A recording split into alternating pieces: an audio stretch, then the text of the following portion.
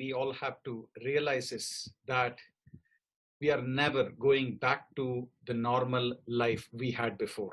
In other words, we have to get used to the new normal, which involves physical distancing, which involves wearing masks, and which involves frequent hand washing, along with probably environmental hygiene, which has to now become part of our daily lives. So I think there is no two ways about it. We have to get used to the new normal. The second important fact is that this virus is going to be with us for several months at least. All of us are susceptible to this virus. We have never encountered this before. And the only way we can protect ourselves, other than the points I mentioned earlier, is either there should be at least 60 to 70% of the community who have got the infection and recovered from it, which will give them immunity. And this, what we call as herd immunity, will protect the other 30 to 40%. Or we need to have a vaccine, which will give us the immune ability to fight this virus. Either of these is going to take at least a year. So realistically speaking, we need to be prepared to face this virus and the way we are going to lead the new normal lives for at least the next few months, if not longer. Having said that, I think if we are looking at how we have to protect our children, the good thing is that children generally have a very mild infection. Most children just go through a little bit of a cold-like symptoms, stuffy or a runny nose, may have a low-grade fever, may feel a little unwell for a few days before they recover. And this is true for most of the illnesses, which means probably over 95% of children have a very mild infection. Less than 5% will probably have a little more serious illness, which may warrant hospitalization. But fortunately, based on whatever we have seen in the last 3 to 4 months in several countries, children are not a serious, do not go into serious problems with this infection, and they generally do well. So we need not worry about children. What is more important is the fact that children who may have mild symptoms may shed the virus, and these may in fact cause problems to the elderly at home who may not fare that well. So this is a very reassuring fact. We cannot differentiate or cannot diagnose COVID-19 based on the symptoms.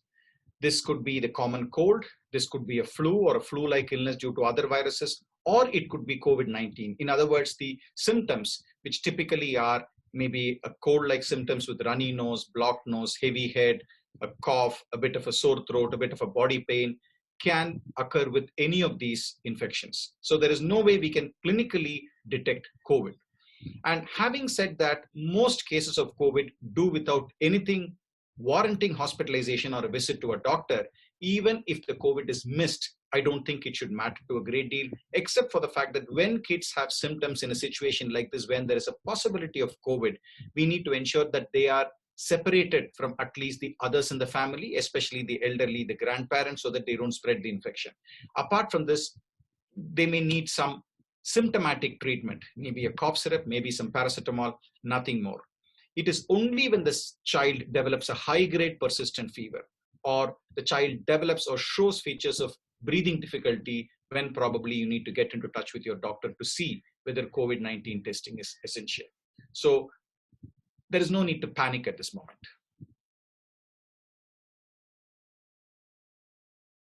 Now, it is said that any measures taken before an epidemic or a pandemic is alarmist, and sometimes any measure after the pandemic seems inadequate. Now, this infection, the COVID-19, is very similar to the flu in several aspects, except for the fact that one, it is more infectious than the flu, which means it is, if the flu, one person can infect another one or maximum 2 people, we have seen that with regard to COVID, one person can infect maybe up to 4 to 5 people, though the average is about 2 to 3, which means it is far more infectious than the flu. And the other fact that the normal case fatality rate, or the chances of a person dying, if you look at it as a percentage, is about 0.04 to a maximum of 0.4 with regard to flu, especially the swine flu, whereas the mortality rate for COVID-19 can be as high as 3 to 4%, though people believe it is more likely to be in the region of 1%. So even if you take 1%, it is at least 10 times, if not more, than the case fatality due to the flu. So putting both these together, that is the infectious nature of this infection, plus the fact that it is associated with a higher mortality, even though the number of cases which die may seem small as a percentage, because large segments of the population are involved. When you take Chennai, about 12 crores, we are looking at a significant number of deaths. Even though the percentage may be small, the number of people who are affected, requiring hospitalization or dying, especially among the elders, is large. That is the reason we have to take a little more, take this condition a little more seriously. This is not social distancing, it is physical distancing. You can be very active socially, you can have virtual meetings, you can be online, you can do your WhatsApp, you can do your Facebook, Instagram, Twitter, whatever. So socially you can be active, but you should be physically distanced. Now, the only way we can prevent transmission of this virus, which is mainly transmitted through what we call as droplets. So when somebody who has the infection coughs or sneezes, the droplets which come out of his mouth carry the virus particles, and these droplets are large particles which generally do not travel more than 3 to 4 feet from a person who coughs or sneezes. So if you are at least 6 feet away, a couple of meters away, there is no way that you can get this infection. There is a small possibility of this virus spreading through the airborne route. That is, it can travel a little longer through the air through what we call as aerosols. But for all practical purposes, aerosol formation is highly unlikely in the community. It is only seen in hospitals where certain procedures are done for a patient, like induction of cough or putting a patient on a ventilator. So you need not worry about airborne transmission in the community. It is mainly droplet transmission. So which means if you're physically distanced, at least 3 to 6 feet away from anybody else, and on top of that, you wear a mask, and the person who's coughing or sneezing also wears a mask, or if he adheres to what we call a cough or sneezing etiquette, which means coughing into the crook of your elbow, that will significantly mitigate any risks associated with interaction in the public. So what is most important is, as far as possible, stay physically distanced from your neighbor. It is very easy for me to say stay physically distanced, and that is fine. You don't need to worry about COVID. But for children, as you said, it is a very, very difficult issue. Children love to jump around. Children love to hug you, to kiss you. And it is very difficult to ensure that they stay at a distance from anybody else. Unfortunately, at this point, I don't have an answer. I think this comes with persistent or consistent education to the child, to explain to the child why you are asking to do that, especially if they are at an age where they can understand and listen to you. And more importantly, instead of telling children, children are very good at imitating adults. So if you adhere to physical distancing and wearing a mask at home or outside, then it is much, much easier for the child also to take up these habits. Children are great imitators. So I think we need to follow discipline in our lives to make it easy for the children. I know it is difficult for children to sort of stay away from other kids, especially during play, or wear a mask, or they usually will be fiddling around with the mask. It is difficult, but I think we have to start sometime. It may not be consistent or it may not be effective all the time, but we have to make a start. There is a risk of inanimate objects, or what we call as fomites, on which if you cough or sneeze, the droplets may persist sometime for several hours, and anybody else touches that surface and takes their hands near their face, they can inoculate themselves and cause the infection to be transmitted. This is possible, but this actually causes a very small percentage of transmission. The majority of transmission is by direct droplet transmission. So through inanimate objects, though it is possible, actually only contributes to a small percentage. So what do you do to prevent this? I don't think we can go around, cleaning the whole world to ensure it is, rid of these droplets and virus particles. What we can do is to teach children how to keep their hands sanitized, which means especially when you are in public places, the children have to get used to the habit of using the hand sanitizer or washing their hands with soap and water as frequently as possible. In fact, we need to give our children a small bottle of sanitizer to take to school so that they can use it frequently. And more important than that, we need to again train them not to take their hands near their face, especially in public, where the chances that they may have touched something, and then if they scratch their nose or wipe their mouth, the chances that they can infect themselves is higher. So they need to use this hand gel or the alcohol sanitizer before they touch their face. And these are habits which can be inculcated with, frequent reminders. To me, this question seems a little, these fears seem to me a little unfounded, because theoretically, yes, there is a possibility that somebody could have handled the fruits, who's infectious could have handled the fruits without washing their hands, and the virus could be present on that. But this is extrapolating things a little too far. As long as anything which comes into your house can be washed, I know newspapers can't be washed, but anything else which comes in, whether it is fruits or whether it is an object which can be wiped down, simple washing it or wiping it down is more than enough to get rid of all the organisms. The chances that something may persist on the surface for a long time is highly unlikely in practical life. Theoretically, laboratories have shown that they can survive for several days, but in a normal way of life, that is very, very uncommon. So cleaning down, washing things which can be washed is the simplest way. But more importantly, I think what we need to understand is, even if it is contaminated, if we don't touch our faces after touching that object, there is no issue. Which means you can read the newspaper, but make sure you wash your hands before you move on to doing anything else, so that you don't touch your face after touching the newspaper. So simple personal hygiene is probably what is required. There is no worry about non-vegetarian food, as long as you don't mix uncooked and cooked food, where there is a possibility of uncooked food being contaminated with bacteria and viruses, also contaminating the cooked food. There is no worries about eating non-vegetarian food at all. Things should be cooked, so that we are not talking about COVID or SARS-CoV, any kind of infection, whether it is salmonella, whether it is other infections which cause a diarrhea. All of them can be avoided if the food is properly cleaned and then properly cooked hygienically. We are not living in an ideal world. So I don't think we'll ever have a situation where we can be fully in control, whether it is school or office, so that we can be perfectly safe from the virus.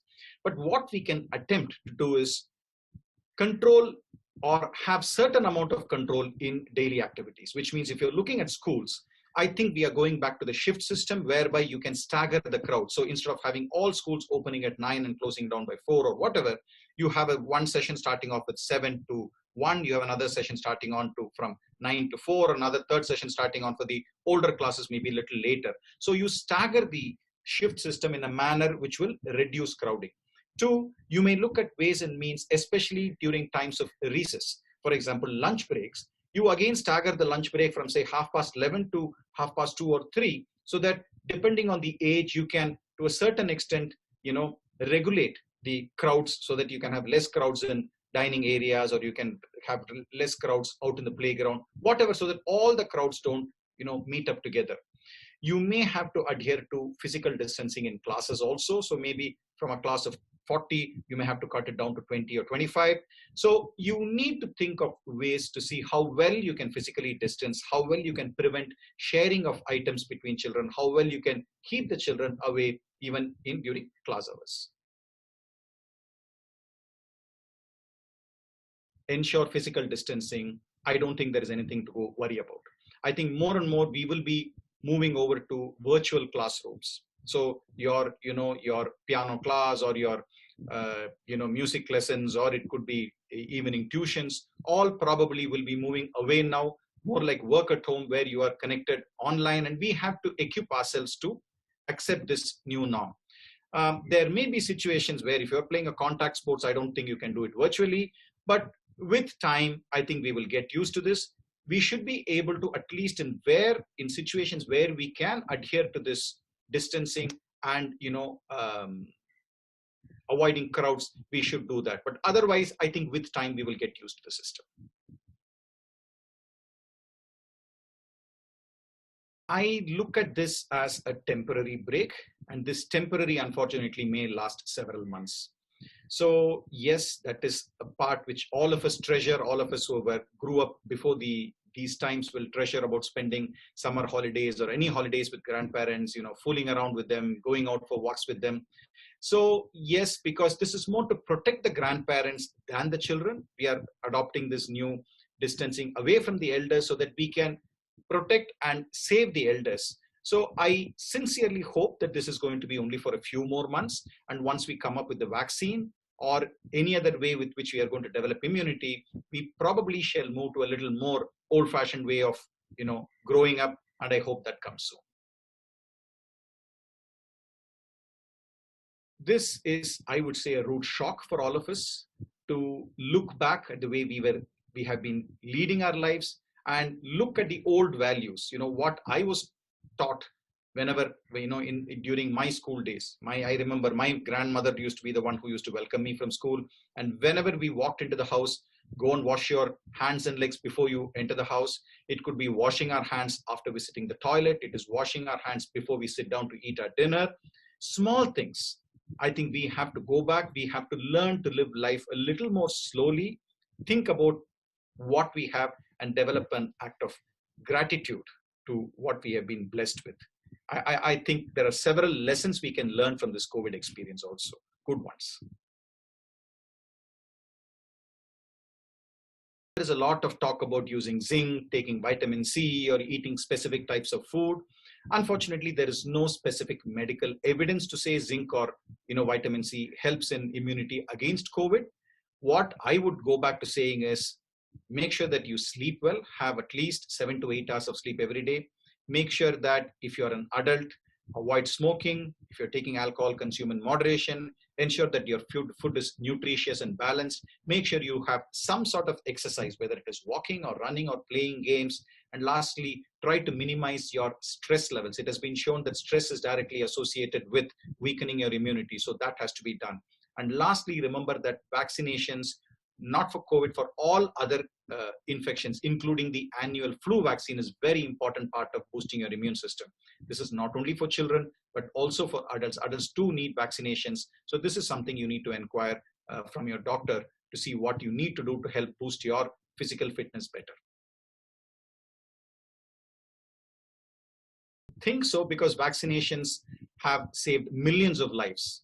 We think it is only children's lives, but it saves adult lives also from vaccine preventable diseases, including pneumococcal invasive disease and the morbidities associated with shingles or other conditions. Of course, we have typhoid, hepatitis A, hepatitis B, all have come under significant control with vaccines. So I'm an ardent fan of vaccines, and this is a public health intervention which has saved millions of lives. There are a lot of people who speak against vaccines, but I don't think the evidence in favor of vaccines is far overwhelming when you look at the downside. This is a lesson for us to wake up. It is something we need to realize. It has been an experience to realize that we have taken life and earth for granted. You've just assumed that what resources we have is going to be with us forever. We have abused nature. We have spoiled the good things which have been given to us. I think this lockdown has been a very, very useful experience in realizing that resources are finite and we need to use them appropriately, and the fact that we need to live harmoniously with nature and animals. In fact, man is the only species which has been responsible for the extinction of several thousands of species. So I think it is time we realize this. We need to show gratitude, and hopefully we should refine our ways, transform our lives so that we lead better and fruitful lives in future. And this is something we need to teach our children also.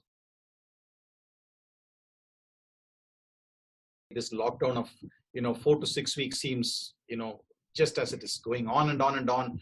But in the long span of life, this is a very, very small blip. It has given us useful lessons. Please remember that COVID is something which has just touched us. The chances that even if we go through COVID-19, we will come through without any issues. More than 80% of adults don't even require hospitalization. So don't panic, listening to it. Don't get stigmatized by it. It is part of something which happens as an infection. We will get over it, which we will all prevail. And we need to keep in mind the lessons we have learned so that we lead better lives in future.